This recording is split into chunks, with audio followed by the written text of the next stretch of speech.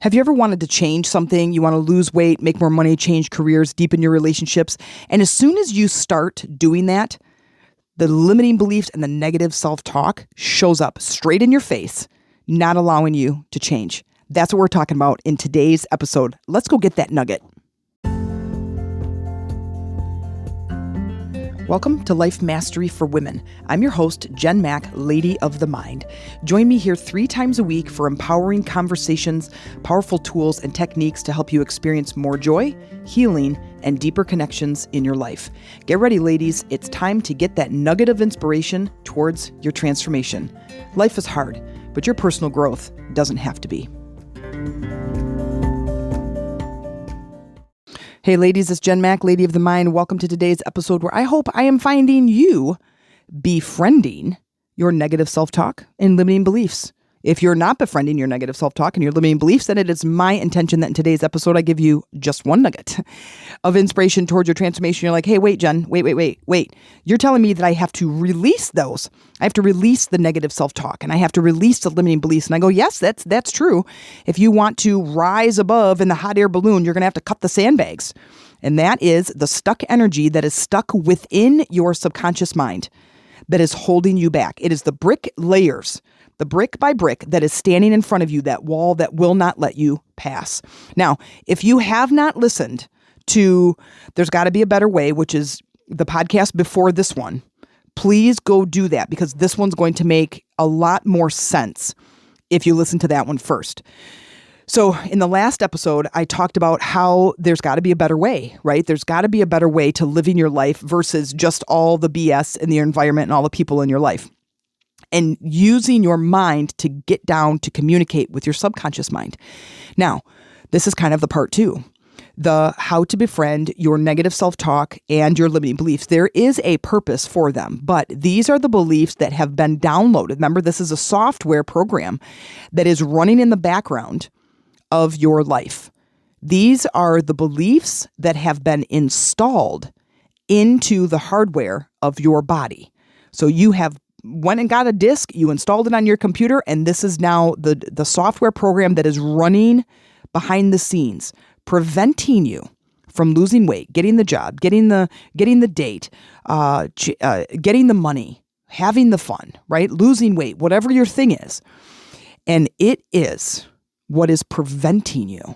So why befriend it? There's a lot of good, let's say, about your negative self-talk and your limiting beliefs. Good, yes, because what it does is it protects you. That's its sole purpose. And it protected you for some length of time, and now as you're trying to move past it, you need to kind of get it out of the way, right? So if you think of a hot air balloon and you have the sandbags around, it is holding the hot air balloon to the ground. So it's as I'm filling it, I don't want to fill it with an empty basket and fill it without these sandbags. Now it just goes, but nobody's in it, right? So it's kind of a form of protection. Now, the reason for its protection is usually more specific to your story, like your environment, your family, your job, your situation. It's protecting you, okay? So when we start wanting to get ready, we get in the basket and now we're saying, okay, I'm ready to up-level my life. I'm ready to transform areas of my life so I can feel better, I can be better, I can become something, I can accomplish new things. So in order to do that, then this is where we start releasing the sandbags, and then you level up. You go up 10 feet and you're like, wow, it's kind of cool up here. And then you go up 20 feet, you go up 30 feet, you go up 90 feet, you go up 110, you go up 1,000 feet. I don't know how high hot air balloons can go. I should do a little bit more research on my analogies, but I don't know how high hot air balloons go. I know they go pretty high, and I've never been in one, but I am curious. And if you do know the answer, check me out on Facebook, Lady Rising, or our Chakras for Beginners page, or just friend me on Facebook, Jen Mack, JenMac. And if you've been in a hot air balloon and you know the answer, please let me know, because I'll be more than happy to correct. If 1,000 feet, maybe they go higher than that. I really don't have any idea. So anyway, I think that if we are ready to level up, then it is really important to understand what those beliefs are. And in uncovering those beliefs, you will be able to get messages, guidance, and support from those beliefs to help you level up your life. So I like them. I like knowing what they are. One of the, I don't even know where I got this. I think I was learning how to be an entrepreneur and I was reading some business books back then or leadership books or something. And one of the steps or one of the tools or something in one of these books is question everything. And that is totally me. I question literally everything. And it's a really good practice because nothing is real except the thoughts in your head. Your life is being created by the beliefs that you are putting out there. And so your beliefs go out on the sidewalk of life. And if you've not listened to that episode, it's number 3, literally number 3. It's called Stop Throwing Dog Poop. And when your beliefs are going out on the sidewalk of life and then you get to experience. So if you say today's a crappy day, you were throwing dog poop on the sidewalk of life and then stepping in it going, see, I told you it's a crappy day. And you are going through life with your beliefs. So if we befriend them, then I think it is a really, really good idea because not only do you get some of those messages and the support, but it's a lot easier to release them. From here is where you really get to have some fun because you get to decide what the new belief is going to be. You get to decide the new software install that you're going to put. So let's take a belief, for example. Now, I have a giant, I think this is, it's probably a 3-inch binder. And it's full of loose leaf paper and different dividers that I work through specifically in my what I call a workshop. And what I highly recommend that each of you have is to create a space. Not like it could be your meditation station, but it is a space for you to go into your workshop and do things like this to start uncovering the layers of who you are. Now, in this binder, I want to read some of my beliefs in here. And a lot of them are related to business. A lot of them are related to business.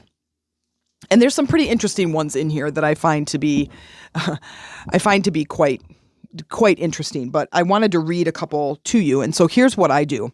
And here's what I've done for several years in uncovering literally, I would say pretty darn near 1,000 different limiting beliefs. Now, there's a lot because we have beliefs about everything.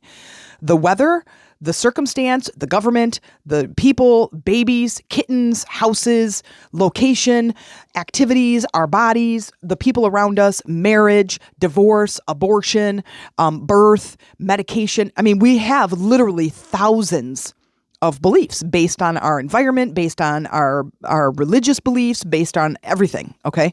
So what I want to do is, I want to read you a couple of these because I find them to be really interesting because when we're talking about a limiting belief, it is a belief that you believe that limits you. Now I know that seems like, well, duh, it's called a limiting belief, right? But let's say you have one that is, I am never on time.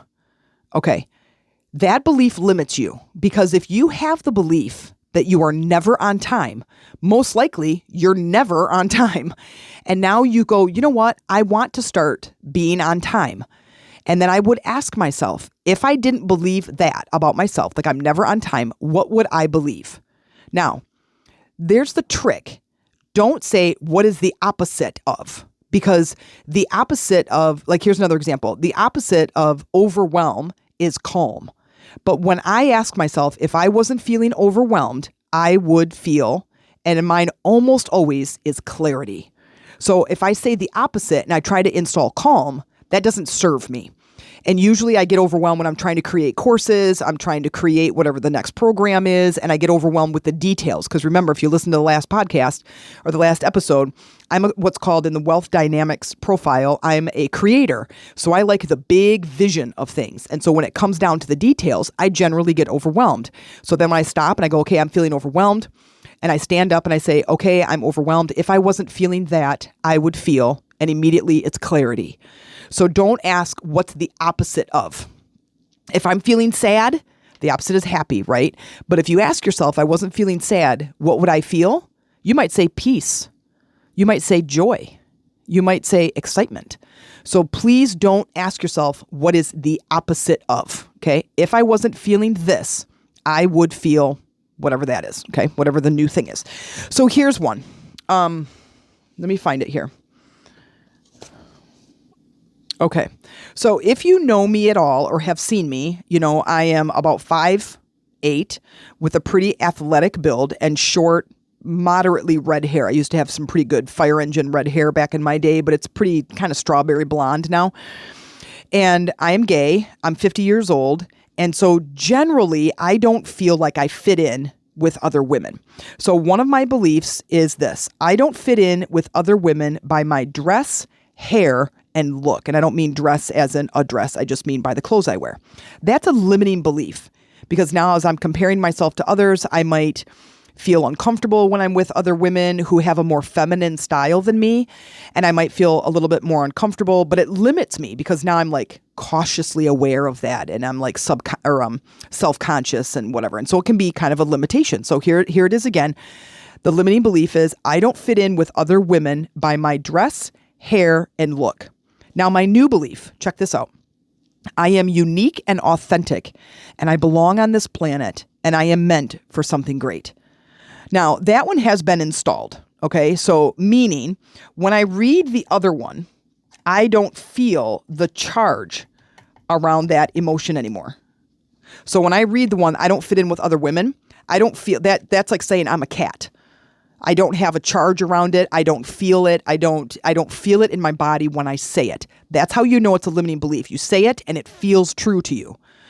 When I read the new one, the new belief, I am unique and authentic, and I belong on this planet, and I am meant for something great.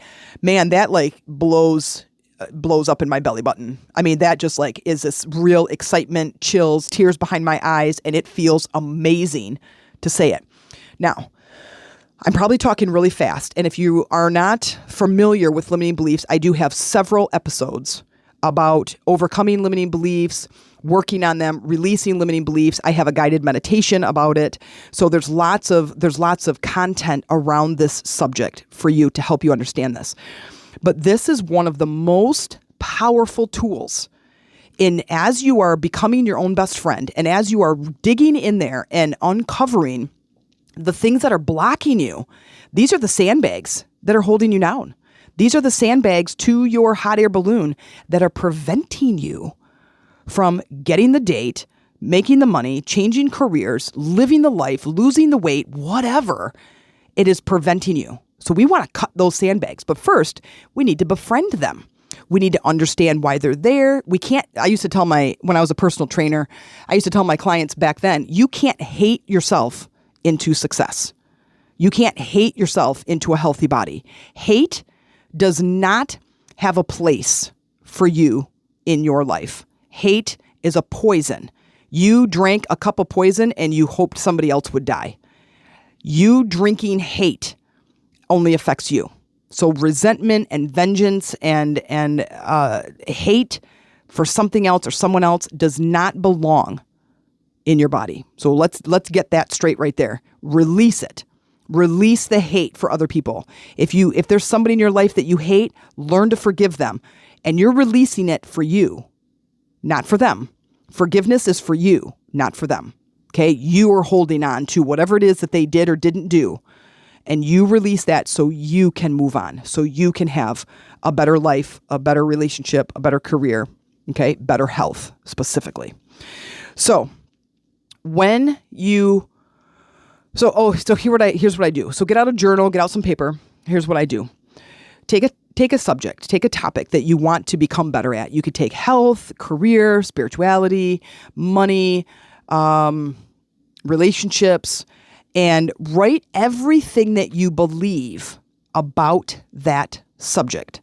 Everything that you believe about that subject. Now, when I do this exercise, I give myself a lot of time, like a good couple of hours, because here's what I'm going to do. If you have a couple of hours, it is 1,000% worth it. I'm not kidding. It makes me feel so much lighter and filled with confidence and filled with like this empowerment. Like I'm in charge now. Like I can totally move through this, because our limiting beliefs take our power away. They limit us. They tie us down, and they prevent us from living our very best life. And so when you say something like, I'm never on time, we feel like it's something outside of us that is preventing us from being on time. Or here's another one that I hear a lot. I don't remember people's names. I can't remember people's names. I never remember people's names. Okay? I made a decision when I became a personal trainer that I was going to remember people's names. And I just did. I made that decision. I made the commitment to that new belief. And without even knowing what I was doing, I installed that. And now when I meet people, I'd have 20 clients at a time. And I remember working at the front desk and people coming down and I'm like, hey, how'd the class go? And whatever. And this other trainer was, teaching some sort of like a workout class or whatever. And she'd have 20 people in her class. And she would come down, people would come down and I'm like, hey, how's it going? And how's the class? And how'd it go? And, oh, it was great. And I'm like, what's the matter? And she's like, I just wish that she knew our names. Like she talks to us and, we've been in the class 19 times and she doesn't bother to it's like she doesn't even know who we are. And I'm like, oh, that's terrible, And I remember kind of bookmarking that in my mind. So when I started becoming a trainer and a boot camp instructor and I'm now going to have clients of my own, that was my goal. And I made a decision. I'm going to always remember their names. And I did. And people would come into my class 1 or 2 times and I'd see them again in the gym. And I'm like, hey, Laura. And she's like, oh my God, you remember my name? And I'm like, well, yeah. And it made such an impact on people. And I still do it. I meet, Cameron's friends and I remember their names, or I meet their parents and I remember their names. And I meet, of course, my own clients because I'm going to work with them for a while, but I meet people and I remember their names. Okay. So when you have the belief, it is something that is preventing you. It feels like it's this outside energy source or something outside of you that is working against you, which makes, I don't know about you, but it makes me kind of crabby where I'm like, something outside of me is preventing me from living the way I want to. So I'm like, okay, I want to lose 20 pounds. And I have a belief in there about losing weight. And I'm like, dang it, how come I'm not losing weight? Like it's just not meant to be, right? Well, that's BS. It is meant to be. Whatever you decide, it is meant to be. We just have to do it correctly. We just have to install that belief, the new belief. So you have to overcome the belief that's in the body, that is stuck in the body. Because remember the ant and the elephant. The ant can make the decision all day long, but if he does not install it in the body, does not communicate to the elephant, you aren't getting it. You are not getting the goal, which is why when I asked from stage, hey, how many of you have problems in here? And everybody raises their hands. And then I said, how many of you have been working on that problem for 1,000 years? And everybody raises their hands. That is only simply because you did not install the belief into the elephant. You didn't communicate it to the elephant. You didn't install it into the laptop. The program cannot work. It cannot. It will not. Never, never, never, ever, never. It will never work until you install it into the body. Okay? So you have to get that straight. If you don't install it in the body, it's not going to work. You're not going to lose the weight. You're not going to get the guy. You're not going to get the promotion. You're not going to have the health. You're not going to, nothing. Nothing is going to change. You have to install it in the body. And that's what I talked about in the last episode. This one is a very hands-on approach. So first, figure out what your goal is. And maybe it's something specific. Instead of health, just say, okay, I want to lose 20 pounds. And now write all of your beliefs around losing 20 pounds. Like let's say one of them is, I have to go to the gym and I hate the gym. In order to lose weight, I have to go to the gym and I hate the gym. That is a belief that is preventing you. If that belief is the only one you have that is a way for you to lose weight and you're like, I hate the gym, do you see how that belief is working against you? Okay, now here's what we do. We uninstall that belief and we install a new one. So you write that one down. I have to go to the gym to lose weight and I hate the gym. And now if I didn't believe that, what would I believe? Now, maybe some of you are going that I love the gym, but Jen, I don't love the gym. You only don't love the gym because you believe you don't love the gym. Now, here's the thing about limiting beliefs. Once you uninstall it, does that mean you have to go to the gym? No, but now you have a choice if you go to the gym or not. I worked with a client when I was still a trainer, a personal trainer. I worked with a client for, I worked with her for a couple months and she wanted to lose weight. And she had a big fear of the gym. One coaching session, releasing the charge around that belief. And she was saying, I hate the gym. That's the only way I can lose weight. I never can go to the gym, so therefore I can never lose weight.